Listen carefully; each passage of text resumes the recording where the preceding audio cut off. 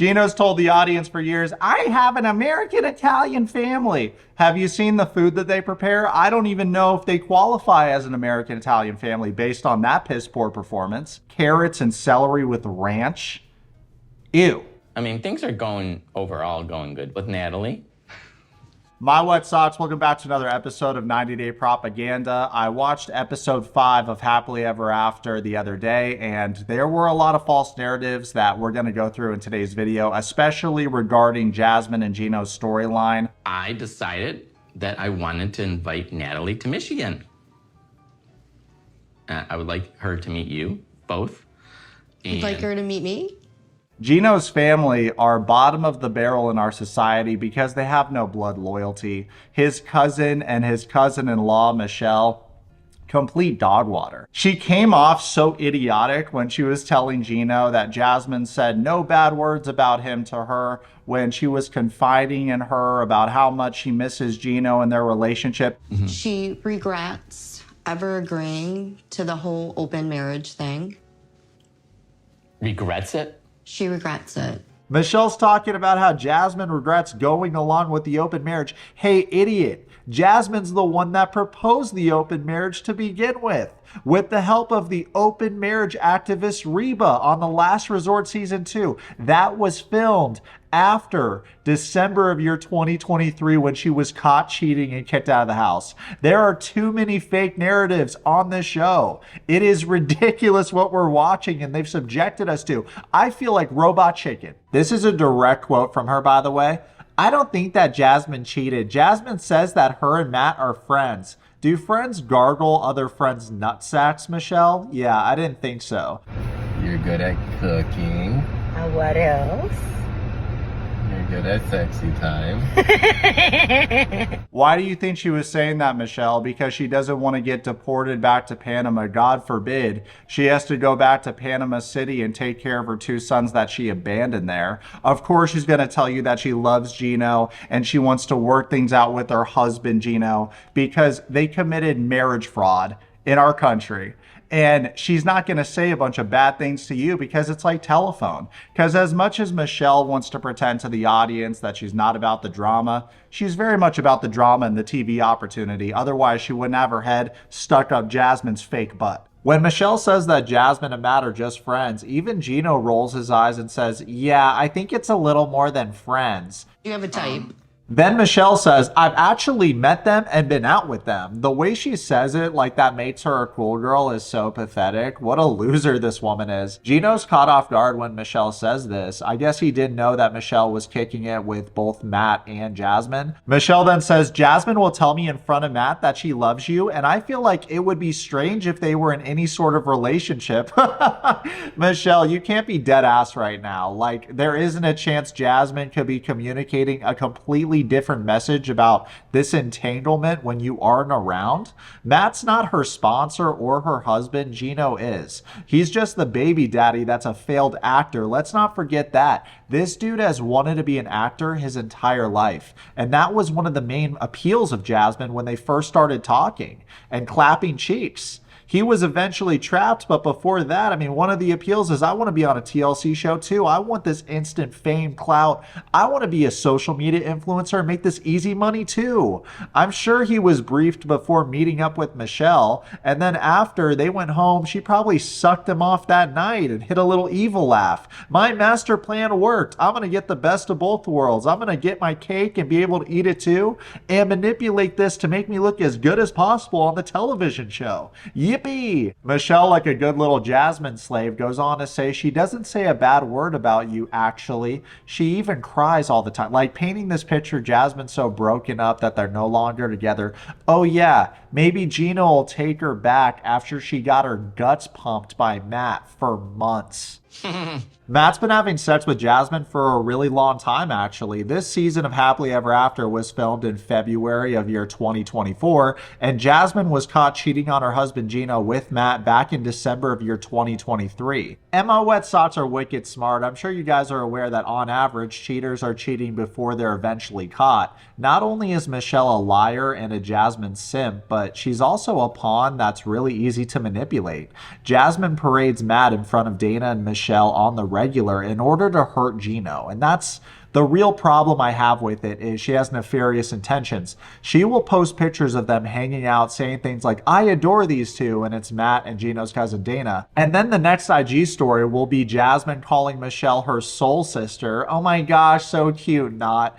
Followed by a post bashing Gino and trying to make him look as bad as possible online. Jasmine said Gino is not around at family gatherings because while we hang out with family, he hangs out with sugars, to each their own. First of all, we don't even know if that's true, but either way, Jasmine, you're a sugar baby and an SW. That shames other women engaging in that lifestyle choice on a regular basis. I'm sure you all remember that Jasmine called Gino's ex Lindsay a whore and shamed her for doing corn, only to later launch her own OnlyFans and abandon her children for reality TV fame and a green card. I'm happy Gino didn't show up at this so-called family gathering, because what a betrayal this is. And the audacity to defend Jasmine on this little show. Dana, this woman used your cousin to come to the United States of America, then had a baby with another man, but because your wife is her BFF, you back Jasmine and not Gino, your own flesh and blood. Dude, you have no balls. What a joke. Maybe there's still something left. Maybe there's still something there. The feelings that I get from her is that if you said, hey, can we have a talk, that she would be there in an instant. This is so crazy, you guys. Jasmine Panetta is one of the most manipulative women I've ever seen. Her inappropriate friendship with Michelle and Dana is just another way for her to harass Gino online and, in a way, create this distrust of him. Like, oh my gosh, girlies, he's the problem. Look, his own family prefers Jasmine. If you have an IQ over 75, this is a bad look for Dana and Michelle, not Gino. You don't get to choose your family, and genuinely, this is sad for Gino, because your family should want to go to war for you and defend you, not back an outsider and help her bully you online. For example, the picture I briefly showed as a visual, the caption reads, quality family time, this isn't your family, creep. Hashtag 90 Day Fiance, hashtag The Last Resort, hashtag Jasmine and Matt. Side note, Gino was at the strip club. This picture was posted 19 weeks ago from an account that used to be Gino and Jasmine's joint account. However, after Gino caught Jasmine cheating on him in December of year 2023 with Matt and threw her out of the house, she changed the account into one dedicated to bullying Gino online. Wow. Until I eventually made a video calling this behavior out, and then Jasmine changed it to an account dedicated to her and Matt's fake relationship. She was the local celebrity talent at Planet Fitness back in Michigan, but now that they moved to Florida, well, let's just say that Matt is keeping his options open. There are plenty of gyms to join, let's put it that way. I catch Jasmine and Matt talking a whole lot of shit about Gino on and off this television show, despite what Dana's dog wife Michelle said. As for Gino being at the strip club, yeah, that's very likely. He's a lonely customer in and out of relationships with SWs. But bringing that up certainly doesn't make y'all look better. I mean, you guys all look like traitors in my book. All the stuff she did to me with Matt. Yeah. When you say, like, all the stuff that she's done to me, like, clarify all the stuff that she's done to you.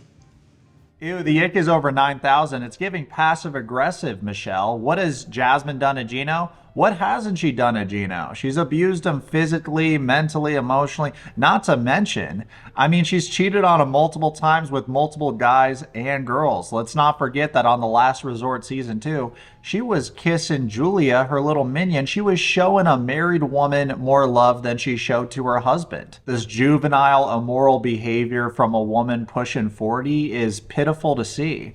I mean, it says online that Jasmine's 38 years old. I feel like she's been 38 years old for the past 5 years. Gino then informed Dana and Michelle that he found out from the phone records that Jasmine had a pre-existing relationship with Matt months before they went to therapy on The Last Resort Season 2.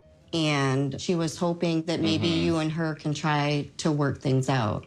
I mean, even Stevie Wonder can see what's going on right now. Jasmine's playing telephone through Michelle. I wouldn't be surprised if her breath smelled like plastic. She's got her head buried in that thing. How many times have we heard Jasmine Panetta say, Gino, I love you. I would never cheat on you. I mean, it's at the point where the majority of the fans think that Gino's on the spectrum. They think he's a high-functioning autistic person because he's so gullible and so easy to convince.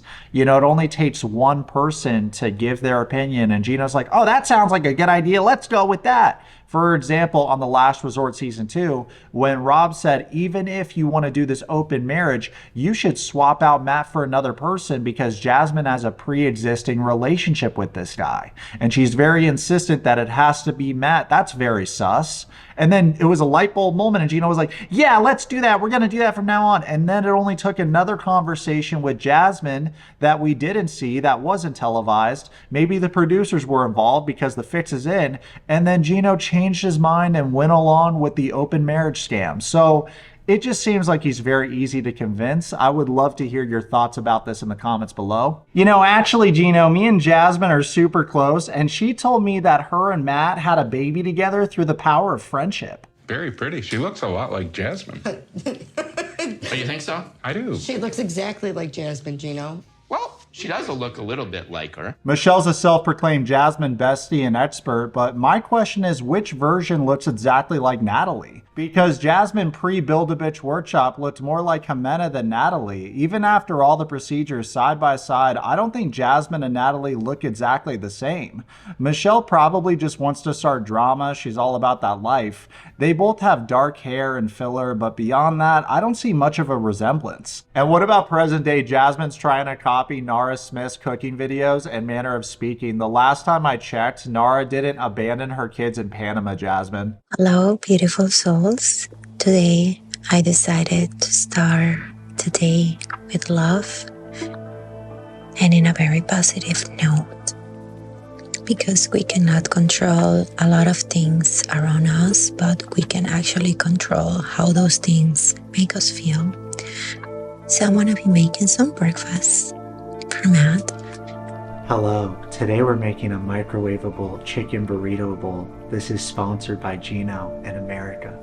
I'd like to dedicate this video to all of you women in your divine feminine energy and all you men in your divine masculine energy. I love cooking. I've always loved cooking. It's something that just soothes my soul.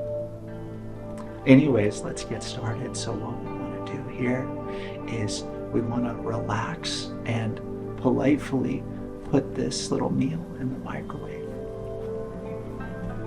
So what we're going to do is we're going to take it out of the box and we're going to put it in the microwave for 5 minutes. And then after, we're going to let it sit for 1 minute and then it's ready for consumption.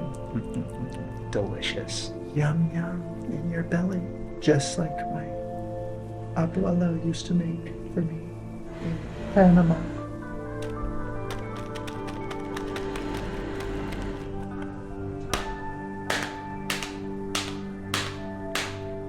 It said pierce it twice, but I did it 5 times. When I was just a small boy in Panama, my abuela used to make me the delicious burrito chicken bowl from Trader Joe's. And now I make it for you. My gift to you. You wet sock? You wet socks in your divine energy? You wet socks that don't abandon children in Panama? For you. My heart. Could you imagine if I did the Elon Musk thing? No, Jasmine would probably like that though. Do you look at my eyes, Chica? They are blue. The food's ready. We gotta be careful because it's very hot and steamy. Close it politely. Now let's take this off. Oh, it's so satisfying. Oh, it's burning my hands so good. Look at all those beans. And peppers, that's fun. Look at the fun peppers. Look them dance and glizzle. This is just like how the traditional dishes prepared in my native country. Very sneaky.